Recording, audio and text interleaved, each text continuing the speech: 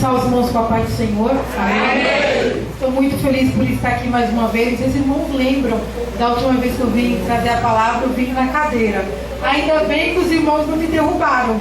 Eu tinha quebrado a perna, eu estava com as hastes ainda, né? Então eu louvo ao Senhor, porque Deus ele faz a ferida e dá a ligadura, né? Então eu quero agradecer primeiramente ao Senhor e também pelo Senhor não ter me deixado, né, numa cadeira de roda, hoje eu estar andando, né? Porque muitas vezes o Senhor nos faz trilhar por um caminho que nós não queremos, mas todavia não é a nossa vontade, mas é a vontade do Senhor. Porque muitas vezes o Senhor ele sabe como trabalhar na nossa vida, ele conhece a nossa estrutura, ele sabe que nós somos pó. E quando a Bíblia ela diz isso, ela quer dizer o seguinte: olha, às vezes você fala assim, eu não aguento, eu não suporto, mas Deus ele conhece uma estrutura. Todo pedreiro, todo arquiteto que vai levantar, que vai fazer uma planta, que vai levantar uma construção, primeiro ele começa a averiguar qual vai ser a estrutura dessa construção para poder colocar os alicerces, as paredes, o teto e até mesmo construir em cima. E aí quando ele vê o alicerce como está, aí ele começa a sua construção. A mesma coisa eu e você. Primeiro Deus nos alicerça e aí depois ele nos dá a estrutura, e depois da estrutura ele coloca tudo que ele quer em nossas vidas. Mas primeiro ele começa pelo alicerce. É por isso que ele sabe a nossa estrutura, ele sabe que nós somos pó, ele sabe que nós não somos nada, mas ele é tudo na nossa vida. Então nós temos essa garantia. Então louvo ao Senhor, né? Eu quero ler aqui no livro de Gênesis capítulo 6, né? Quero dizer também para os irmãos que da última vez que eu vim, além de o Senhor ter me dado a vitória, de eu estar caminhando, eu estar andando, mesmo mancando.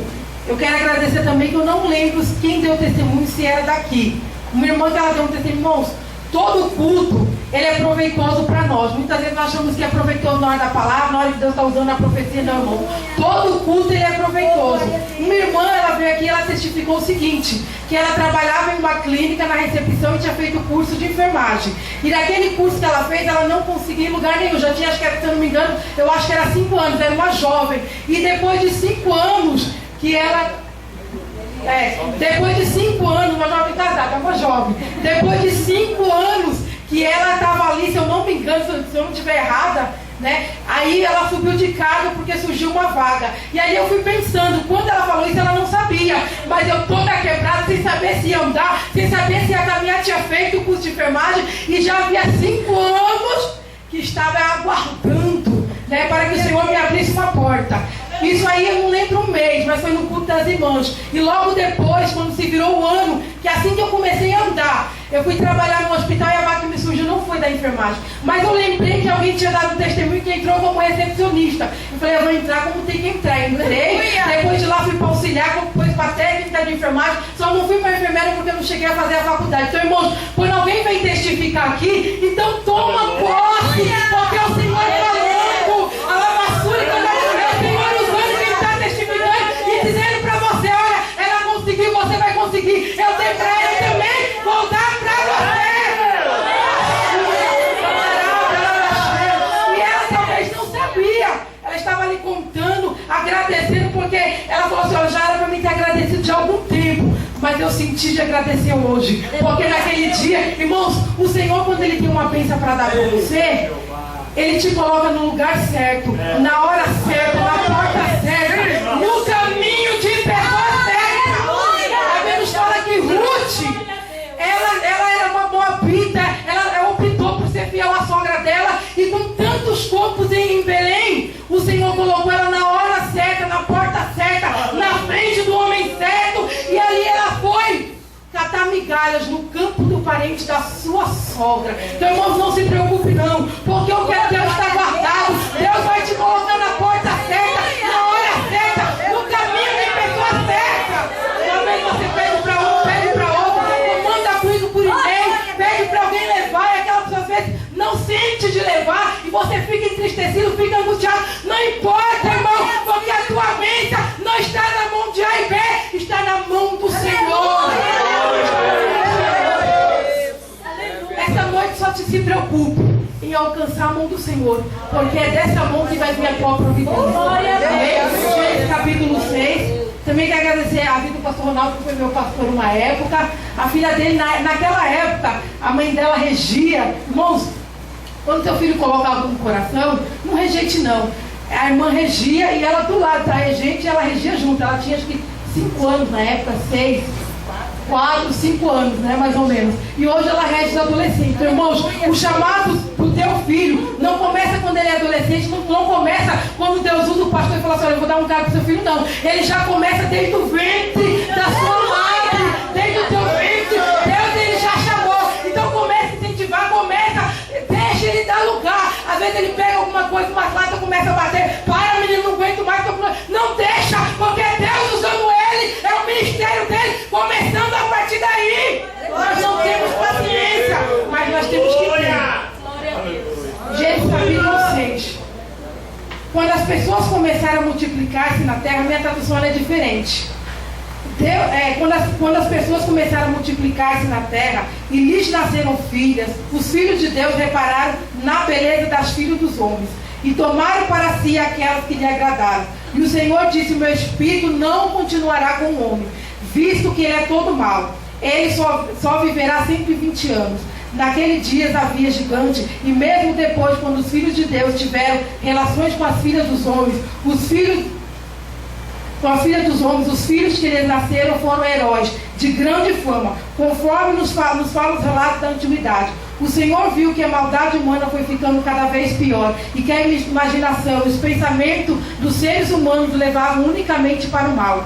Então o Senhor se arrependeu de ter criado o ser humano sobre a terra, e isto cortou o seu coração. E disse o Senhor, farei desaparecer da face da terra tudo que tem vida, as pessoas, os animais, os répteis e as aves do céu.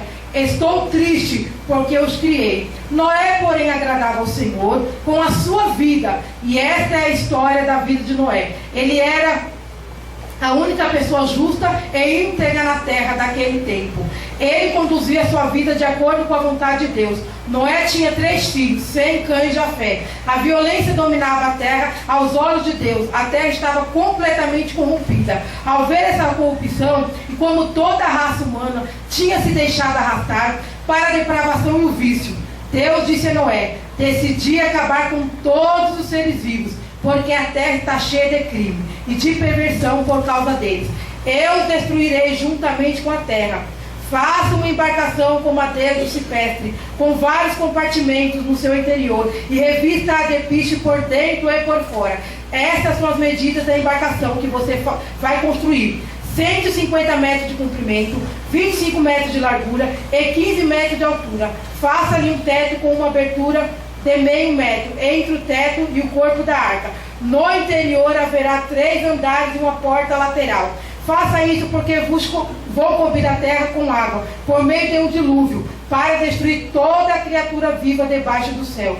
Tudo que houver na terra morrerá, mas prometo fazer uma aliança com você. E você entrará nesta embarcação com a sua mulher, seus filhos e suas respectivas mulheres. De todos os animais existentes, faça entrar um casal, macho e fêmea, na embarcação para que sobrevivam com vocês.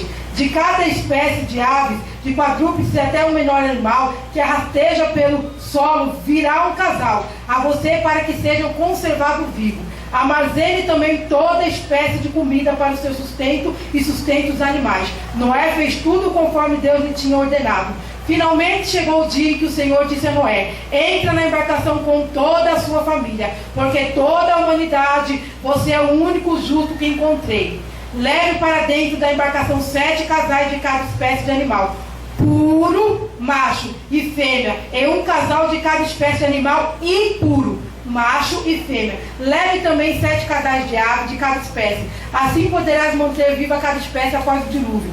Daqui a uma semana vou fazer chover sobre a terra durante 40 dias e 40 noites. E tudo quanto criei com vida morrerá. Noé fez tudo quanto conforme o Senhor lhe tinha ordenado. 8. Então Deus atentou para Noé e todos os animais selvagens domésticos que estavam com ele na embarcação. Fez soprar um forte vento sobre a terra e as águas começaram a baixar. As fontes do abismo e as comportas do céu fecharam a chuva torrencial. Parou. As águas começaram a baixar gradualmente sobre a terra, passando 150 dias. As águas tinham diminuído. E no 10º E no 17º dia do 7º mês, a embarcação tocou no alto das montanhas de Ararat. As águas continuaram baixando, até que no primeiro dia do 10º mês, apareceram os cumes da montanha. Ao fim de mais 40 dias, Noé abriu a janela que tinha feito na embarcação. Soltou um corvo que ficava voando de um lado para o outro. Depois soltou uma pomba para ver se havia alguma parte seca.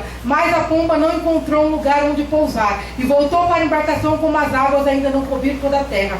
Noé estendeu a mão e tomou-a de volta para dentro da embarcação. Noé esperou 7 dias, soltou novamente a pomba. Ao cair da tarde, quando a pomba voltou, ele trouxe no bico uma folha nova de oliveira. Noé concluiu então que as águas tinham diminuído sobre a terra.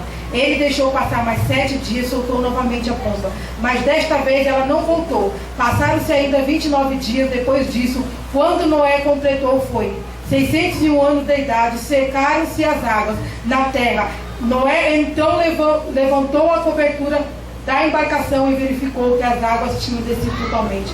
Ao fim de mais 80 semanas, no dia 27, segundo mês do ano 601 de Noé, a terra estava completamente seca. Então Deus disse a Noé: saia da embarcação, você, a sua mulher, seus filhos, suas noras. Deixe sair igualmente todos os animais que estão com vocês, as aves, animais grandes e pequenos, que arrastem sobre o chão. Façam sair de modo que espalhem por toda a terra e se reproduzam e multipliquem-se. Podemos assentar. Amém? Irmãos, eu decidi ler por toda essa leitura para nós termos uma compreensão, porque nós vamos utilizar tudo isso para aquilo que nós vamos falar. Primeiro eu quero começar a falar sobre oportunidade. Irmãos, o nosso Deus, Ele é Deus de oportunidade. A Bíblia nos fala que tudo aquilo que o homem ele planta, ele colhe. Que tudo aquilo que o homem ele faz, ele sofre uma consequência. E que tudo aquilo de errado que o homem ele faz, ele sofre uma pena. Só que o nosso Deus, Ele é Deus de misericórdia, Ele é Deus poderoso, mas Ele é Deus justo também. Só que tem uma coisa que faz com que o Senhor, Ele nos dê oportunidade. É o seu amor infinito. É por isso que muitas vezes alguém faz alguma coisa, né, para conosco, um vizinho, um parente, a gente fala: Jesus, tu não está vendo? Jesus, tu não está olhando? Jesus, olha o que tem feito, olha a tua obra, olha a minha casa, tem tocado. Sabe por quê, irmãos? Porque Deus, Ele é diferente de nós. Quando alguém faz alguma coisa para nós, a primeira coisa que nós queremos exercer é o juízo. Não, Deus, tu tem que destruir, tu tem que tirar do caminho, tu tem que... Não, Deus primeiro, Ele vem com os outros atributos. Primeiro Ele entra com a misericórdia, com a compaixão, depois Ele entra com o amor, a lavassura e cantará, até Ele entra com o juízo. Por isso, irmãos, não é da forma que nós queremos, é da forma que Deus quer, porque aquilo que nós queremos expressar, aquilo que nós queremos colocar para fora, nós não podemos, porque custou um preço de sangue. Custou um preço de sangue. Glória a Deus. Se alguém carregar uma colher sua, você sente falta, não é porque você é miserável, mas porque você pagou um preço para ter aquela colher. Você fala assim: olha, é tantos minutos de trabalho para eu comprar esta colher. Custa R$1,99, mas eu tenho que trabalhar 1 hora, eu tenho que trabalhar 15 minutos. Você pagou um preço, então te faz falta porque você pagou um preço. A mesma coisa somos nós. A mesma coisa é aquela pessoa que você acha que não vale nada, mas Jesus pagou um preço. A lavassura e cantará. É por isso que Ele já não exerce a justiça assim, não. Primeiro Ele vai dando oportunidade, primeiro Ele vai dando chance, para depois Ele tomar uma decisão cabal. A mesma coisa conosco. Quanto nós erramos? Se Deus Ele fosse tomar uma decisão cabal conosco, não estaria ninguém neste lugar. Quem ia adorar o Senhor, quem ia pregar, quem ia divulgar, quem ia pastorear, quem ia reger, a lavassura, não ia ter ninguém. E é esse Deus de oportunidade que eu quero te apresentar nesta noite. O nosso Deus, Ele é tão Deus de oportunidade, que a Bíblia nos fala que Deus, Ele, quando Ele fez tudo, Ele disse haja com a palavra dele. Mas quando foi para poder fazer o homem, Deus Ele podia dizer assim: olha, haja um ser humano que venha me adorar. Não! Deus pensou: eu preciso fazer algo especial, algo diferente, algo inovador, algo que venha trazer prazer para a minha alma. Irmãos, quando alguém te dá alguma coisa pronta, você ama, você agradece, você gosta daquilo. Mas quando você faz alguma coisa com as suas próprias mãos, que você cria alguma coisa, por mais feio que seja, Se alguém dizer assim, olha, ficou feio esse desenho, você vai ficar magoado, vai ficar entristecido porque é criação sua. Você fez com as suas mãos, foi você que criou. Você faz de boa, às vezes nem presta tanto. Mas se alguém comer e você vê que não gostou, aquilo te deixa triste porque você fez. É criação sua, com as suas próprias. Você teve trabalho, você teve dificuldade em reunir o ingrediente, em fazer, em colocar pra assar, em esperar o cozimento, a assadura, para que ele ficasse pronto.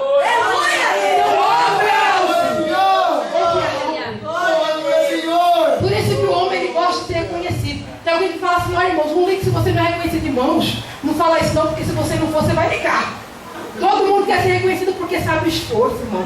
Não é egoísmo não, é porque sabe o esforço. Quer ver? Quando tem o ciclo de oração que tem um congresso, às vezes fala assim, agradece a Joaninha, a Mariazinha, agradece o Marquinhos, agradece o José, aí não agradece a Aninha. A Aninha vai para casa triste, ela chora, ela fica magoada, aí no outro dia ela fala assim, olha, eu senti de nem cantar no grupo, porque ela não foi reconhecida. Às vezes ela não cantou, ela não regeu, ela não pregou, mas às vezes ela veio aqui pela manhã, ela limpou o banco, ela encerou o chão, ela baixou e candarão, e ela quer um reconhecimento, porque ela trabalhou. Jesus ele trabalha muito sobre o reconhecimento. Jesus ele não queria ser reconhecido, mas ele reconhecia quem fazia. Glória a Deus. A multidão estava durante o dia todo. Tinha vezes que eles ficavam 2, 3 dias ouvindo Jesus falar. E aí Jesus reconhecia que eles estavam com fome. O tempo que ele havia perdido, entre aspas, porque eles estavam ali e podiam fazer outras coisas. Porque enquanto ele estava ali, eles deixavam de trabalhar, deixavam de pescar, deixavam de fazer alguma outra coisa para ganhar dinheiro. Então Jesus, como ele sabia, que ele reconhecia, falou, não, eu preciso dar alguma coisa para essa multidão se alimentar. Eu preciso reconhecer, eu preciso dar uma recompensa, eu preciso fazer alguma coisa. Então a mesma coisa somos nós. É importante. Quando a Bíblia fala assim, olha, honrar uns aos outros, ele quer dizer assim, olha, reconhece o valor do seu irmão. Isso é honrar. Então não é pecado você querer ser reconhecida, não, irmão. Não é pecado. Você só não pode deixar a tristeza entrar se você não é reconhecida. Deus, ele te reconhece. Só isso que você tem que colocar na sua mente. Mas nós devemos honrar uns aos outros. Se você não consegue lembrar de todo mundo, eu não lembro de ninguém. Irmãos, sabe qual é o perigo de nós muitas vezes exaltar alguém? É diminuir outra pessoa. Porque se você exalta alguém, sempre fica sobrando alguém que fez alguma coisa e não foi reconhecido. Então, nós devemos muitas vezes, Jesus ele tinha essa preocupação nessa exaltação. Ele andava com 12, depois foi com 70 e assim foi aumentando. Mas todavia, ele nunca se exaltou, ele se colocava junto com os discípulos, que era menor. E ele queria dar essa lição para todos os discípulos. Aleluia, Jesus. E esse Deus de oportunidade, a Bíblia nos fala que Deus ele fez o homem, ele o criou com as suas próprias mãos. Ele não sabia que o homem ia pecar, sabia, porque ele é onisciente, onipotente, onipresente. Mas ele teve prazer em fazer aquele homem, em criar aquela coisa, em criar o ser humano. A mesma coisa que faz uma arma, sabe que ela vai matar, não sabe? Mas mesmo assim ela tem o prazer de matar, porque quando ela cria, ela fez uma arma, foi para que houvesse uma defesa. A mesma coisa é Deus. Então, de uma certa forma, Deus ele criou o homem, ele fez e o homem ele pecou. Comeu fruto junto com a mulher. Só que Deus não podia excluiu ele do jardim, mas não excluiu ele da vida dele. Mas a Bíblia nos fala que o homem próprio se sentiu acusado, se sentiu diferente, se sentiu longe de Deus, porque o pecado nos afasta de Deus. A Bíblia nos fala que toda a viração do dia o Senhor visitava o homem, toda a viração do dia o Senhor se comunicava, ele se apresentava, ele dizia, ele conversava com o homem, mas quando o homem pecou, que ele viu que Deus ia se aproximar dele, porque a primeira coisa que o pecado traz é o afastamento. Pecado significa errar o alvo. Toda vez que eu erro algo, eu me afasto, eu peco, eu fico distante. Então errou o alvo. Vamos colocar o pecado como errar o alvo. Porque se fala de pecado, aí alguém fala assim, mas eu não bebo, eu não fumo, eu não bebo. Bom, toda vez que você erra o alvo, você peca. Se você pode, nos fala, se você pode fazer o bem e você não faz, você está pecando, porque você errou o alvo. Se você pode ajudar alguém e você não ajuda, você peca porque você errou o alvo. Então toda vez que nós erramos o alvo, nós pecamos. Então o homem ele errou o alvo. junto com a sua esposa. Só que Deus, como é Deus de oportunidade, foi se apresentar diante dele. E a Bíblia nos fala que eles viram que eles estavam nus, porque foram abertos os olhos, e eles começaram a se esconder de Deus, começaram a se afastar de Deus, e Deus foi se aproximando e eles se escondendo. Até que Deus não suportou, porque Deus ele não suporta ficar longe do ser humano, porque Deus ele nos fez com toda a sua perfeição, para que a glória dele viesse sobre a nossa vida. Aí nos fala que o Senhor ele insistiu em se manifestar para o homem, para que o homem viesse sentir, perceber a Jesus. Às vezes acontece o seguinte: alguém peca, faz tanta coisa errada e vem aqui na igreja, e aí Deus levanta o profeta e fala assim: olha, eu vou te abençoar, eu vou te revelar as profundezas. Aí você fala assim: não, não é de Deus não, porque ele peca todo, eu conheço a vida dele. É Deus se apresentando, irmão. Não fale daquilo que você não sabe. É Deus querendo dizer: olha, você pecou, mas ainda tem outra, eu tenho um projeto. Quem vai querer me julgar? Até aquilo que Deus ele fala com alguém. Não, irmãos, não cabe a nós. Não cabe a nós julgarmos aquilo que Deus fala com alguém, porque a promessa não é tua, a promessa ela é do Senhor.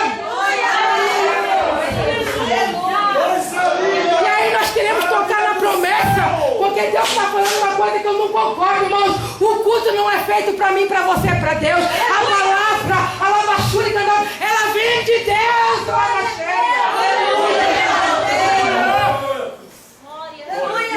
Não questione que Deus fala para alguém, não. Porque ainda que alguém peque, o intuito de Deus não é matar. A Bíblia nos fala que uma prostituta levaram até Jesus e começaram a falar: olha, Jesus, ela pecou porque ela roubou o marido de alguém, ela adulterou. Jesus não quis nem saber o que tinham falado a respeito dela, não quis nem saber da fofoca. O que Jesus queria era absorver da mulher. Olha, se nem alguém que não tem pecado, atire a primeira pedra, não tem ninguém. E aí Jesus olhou para aquela mulher: alguém te condenou? Não, nem eu. Vai e não peques mais. É a atitude de Deus, é amor, misericórdia, é perdão. A lavassura e candaraba é oportunidade. Se fosse eu, ao fazer você falar para o seu filho assim: não é para você tocar naquele prato, não é para você tocar naquela televisão. Aí pega e toca e quebra. Eu tenho vontade de fazer o quê? Arrancar a cabeça. Eu vou te matar! Não é bom arrancar a sua cabeça! Ainda que você não vai fazer isso, mas você fala porque a sua raiva está extravasando. Só que aí, às vezes, a compaixão, às vezes você até dá umas lapadas, mas aí depois você dá aquela lapada, a compaixão vem no seu coração: eu não devia ter feito isso, mas você já fez. Sabe por que a compaixão de uma mãe e de um pai para com o filho? A mesma coisa é o nosso Deus. Ele falou que não era para tocar. Aleluia. Mas eles tocaram. E Deus insistiu. Porque Deus ele queria ter uma comunhão. Permanecer com aquela comunhão. E a Bíblia nos fala que Deus se apresentou para ele e falou assim: olha, por que você está se escondendo de mim? Porque eu vi que eu estava nu. Quem foi que te mostrou que você estava nu? Ah, eu não sei, eu percebi que eu estava nu. Você tocou aonde não era para tocar. Aí Deus falou assim: olha, eu vou te dar um castigo como oportunidade. Irmãos, às vezes o Senhor, muitas vezes Ele permite alguma coisa na nossa vida como oportunidade. Olha, como oportunidade, vocês serão arrancados do jardim do Éden. Como oportunidade, vocês continuarão plantando, porque eles trabalhavam, irmãos. Só que a única diferença é que eles não precisavam da chuva temporânea e da seródia para poder chover, para poder eles plantar e colher do fruto, mas eles trabalhavam. E como oportunidade, vocês vão ter que esperar chover para que vocês venham colher os frutos da terra. E como oportunidade, Eva, você vai ter filhos e terá dores de parto. Não é que ela não tinha filho, ela já tinha filho, só que porém não tinha dores de parto, nascia naturalmente, sem dor, não tinha choro naquela época, não tinha aflição, e você chorará grandemente como oportunidade. Como oportunidade, irmão, Deus permite uma enfermidade. Como oportunidade, Deus permite que o seu esposo se levante contra você. Como oportunidade, Deus ele permite uma situação na sua vida difícil. Sabe o que é isso? É oportunidade, porque Deus é Deus de oportunidade. Ele te conhece, Ele sabe aonde te pegar. Ele sabe aonde te pegar. Glória a Deus. Isso é oportunidade, irmão. É porque Deus não me ama, não, irmão. Deus, Ele te ama. Isso é oportunidade. Aleluia. Então, a primeira oportunidade que Deus deu para o homem foi no Jardim do Éden. A segunda oportunidade foi quando eles começaram a construir uma torre porque eles queriam chegar a Deus. Deus falou assim, não, peraí. Esse negócio não pertence a ele, não. Quem quis ser grande, eu expulsei de lá. Que foi Lúcifer, o anjo. Então, o que ele fez? Ele confundiu as línguas como oportunidade. Deus traz até confusão para nós, mas Deus não está entendendo nada. Isso é oportunidade. Deus não compreende a situação. Isso é oportunidade. Confundiu as línguas. E quem podia compreender alguém? Ninguém se compreendia, cada um falava uma língua. E aí houve divisão na terra. Aleluia. Segunda oportunidade. A terceira oportunidade, quando Deus ele olhou a terra e viu que só havia prostituição, viu que só havia idolatria e viu que só havia vício. É diferente da nossa época? Não é diferente da nossa época. E a Bíblia nos fala que Deus falou assim, eu vou destruir esta nação. Olha a ira. Só que a Bíblia nos fala que a ira do Senhor, ela dura só um momento. Que o favor de Deus, ela é a vida. Irmãos, se tem alguém sofrendo na tua casa a ira de Deus, ela dura só um momento. A enfermidade, ela não é para a morte. A prisão, ela não é para sempre. A lavassura e candarábia, porque a ira do Senhor, ela dura só um momento. Deus é encontrado da oportunidade. A ira de Deus, ela é vida. A ira do Senhor, ela dura só um momento. Mas o favor de Deus, ela é a vida. Eita Deus. O favor de Deus é a vida. E aí Deus tirou e falou assim, olha, Deus olhou para a terra e tirou. Por conta da terra está cheia de violência. A prostituição, a vício, a idolatria, a fornicação. E eu preciso fazer alguma coisa, eu vou destruir toda essa nação. Os homens antigamente, eles viviam 900 anos, 1000 anos. Aí diminuiu. Eu vou dar uma redução de vida para o homem. 120 anos. Noé naquela época ele estava com 500 anos. Ele estava com 500 anos quando Deus ele decidiu destruir toda a terra. E a Bíblia nos fala que ele começou a olhar, começou a observar. E a Bíblia nos fala que ele viu um homem. Um homem, uma semente. Porque Noé, no meio daqueles milhões de pessoas, era uma semente. Deus ele viu uma semente justa, íntegra, reta, para trazer oportunidade para a humanidade. Porque Deus, ele faz a ferida, mas ele dá a ligadura. A lavassura, ele decide, mas também ele se decide. Ele volta atrás, sabe por quê? Porque Deus, ele tem um amor muito grande. Ele é Deus de oportunidade. Às vezes nós somos tão ruins que a gente fala, a gente determina uma coisa, não vou falar mais com aquela pessoa. Não vou dar o braço a torcer. Se ela não me chamar, eu não vou. Se ela não me convocar, eu não vou. Se eu não vou fazer parte. Não, irmãos. Deus, ele é Deus de oportunidade. Se Deus ele é Deus de oportunidade, por que nós não podemos ver oportunidade na vida de alguém? Porque nós não damos oportunidade para alguém. A Bíblia fala assim, olha, aquilo que você quer que alguém faça para você, você fazer vós primeiro. Não, mas porque ele tem que fazer, não. Fazer vós primeiro. A Bíblia fala que Deus viu uma oportunidade em Noé. Não tinha milhões de pessoas ali? Tinha. Mas só Noé tinha um coração justo, íntegro e reto. Então Deus só viu Noé como uma oportunidade. E aí Deus olha para Noé e começa a ver uma oportunidade para aquela nação. E aí Deus alegra o coração dele. E fala assim, meu Deus. Deus alegra o coração dele e ele pensa dentro dele. Isso eu pensando. A partir deste homem vai vir uma nova humanidade. Uma nova raça. Algo novo eu vou fazer. A partir deste homem uma semente nova vai ser gerada. A lavassura e candarábia. A semente da justiça. Porque Noé, ele era íntegro. A Bíblia nos fala que Noé ele andava com Deus. Então se ele andava com Deus, a justiça dele não vinha dele mesmo, mas vinha de Deus. Olha a importância de nós estarmos com Deus, andarmos com Deus e termos comunhão com Deus. É que a justiça de Deus ela nos alcança. Às vezes nós temos tanta imperfeição, mas quando nós estamos próximos de Deus, Deus ele cobre as nossas imperfeições. Havia um homem chamado Mefibosete, ele era aleijado, não era? Quando todo mundo via, porque ele se arrastava pelo chão. Mas quando ele sentou na mesa do rei, a lavassura e candelária, na mesa de Davi, Quando ele se posicionou, quem é que conseguia ver o defeito dele? Não tinha quem visse que ele era aleijado, a não ser quem sabia. Mas quem não sabia, olhava para ele diferente, não olhava ele como ser desprezível, porque ele estava em comunhão com o rei, ele estava na mesa do rei, ele estava junto com o rei. Irmãos, é noite de nós permanecemos nessa comunhão.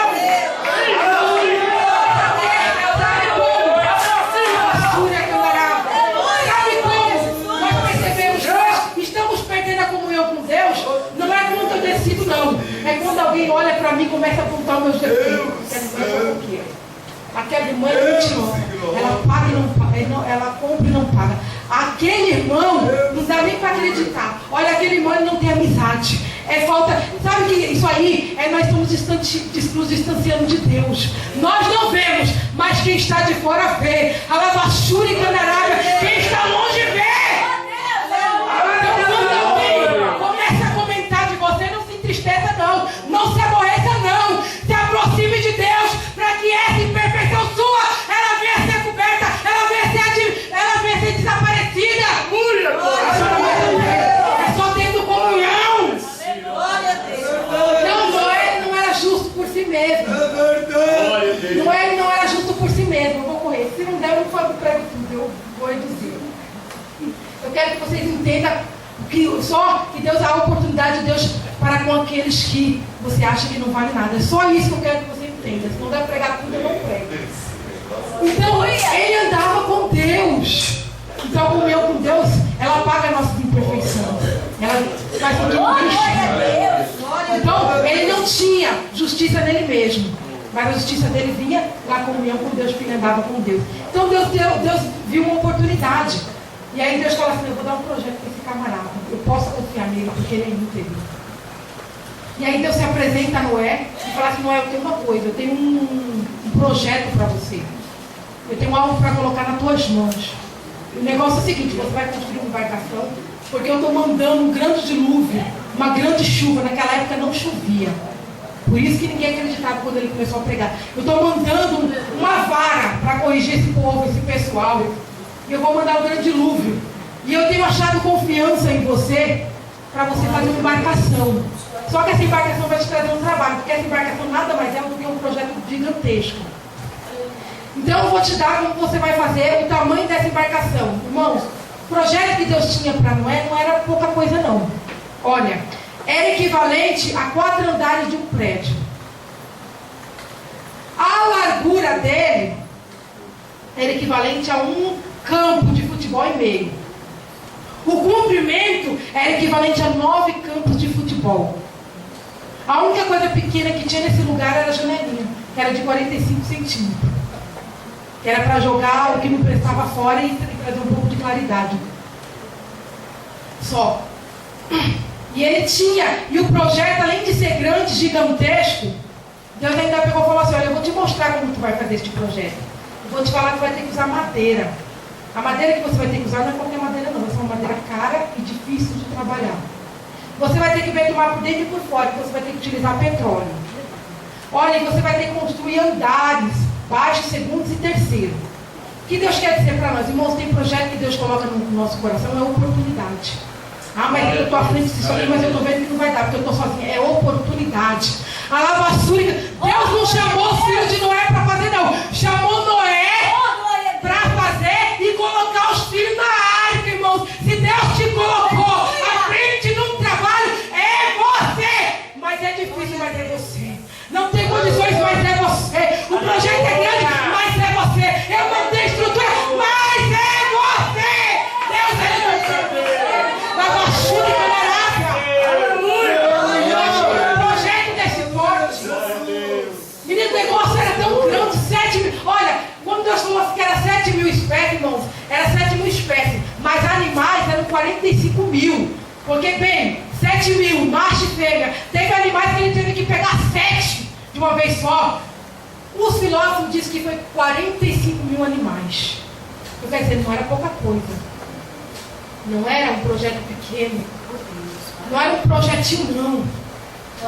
Então ele precisava de o quê? Estrutura psicológica, porque para você lidar com pessoas, então ele tinha família para lidar. E lidar com dentro de casa não é pior ainda, porque convive com você todo dia. Aí que a estrutura tem que ser grande para lidar com a família. Porque o de fora, você pode brigar, você pode espernear, né? Pode ter um atrito, mas cada um vai para sua casa. Mas os de dentro de casa não. Você amanhece, você dorme, passa dia, passa tarde, passa a noite, mas o projeto Deus confiou a você. E tem mais. Não é para usar ninguém para fora, é para entrar com todos.